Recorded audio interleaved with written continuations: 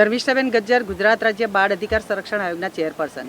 સમગ્ર ગુજરાત અને દેશમાં જ્યારે વન મહોત્સવનું આયોજન થયું છે ત્યારે આજે સરકાર દ્વારા છોટાઉદેપુર જિલ્લામાં 77માં વન મહોત્સવ કાર્યક્રમમાં ઉપસ્થિત થવાનું થયું છે. મારી સાથે ધારાસભ્ય શ્રી અભયસિંહભાઈ, જિલ્લા પંચાયતના પ્રમુખશ્રી અને વન વિભાગના સૌ અધિકારીગણ અને કલેક્ટરશ્રી અને તમામ એમની ટીમ દ્વારા ખૂબ સુંદર કાર્યક્રમનું આયોજન કર્યું છે. ત્યારે માત્ર આ અભિયાનને આપણે એક દિવસ પૂરતું નહીં પણ 365 દિવસ વૃક્ષારોપણ કરી એક પેડ માં કે નામ આ દેશના યશસ્વી વડાપ્રધાનનું જે આહવાન છે એ આહવાનને આપણે સૌ સાથે મળી ઝીલી અને આપણા જિલ્લા માટે આપણા જિલ્લાને હરિયાળો બનાવીએ અને સૌને સાથે રાખી જે ખૂબ અત્યારે આપણે સૌએ પહેલાંની પરિસ્થિતિ જોઈ છે કે ઘણા વર્ષો પહેલાં જ્યારે કોરોનાનો સમય હતો ત્યારે વૃક્ષો એટલે કે ઓક્સિજન માટે આપણે ઘણા બધા એ થયા હતા.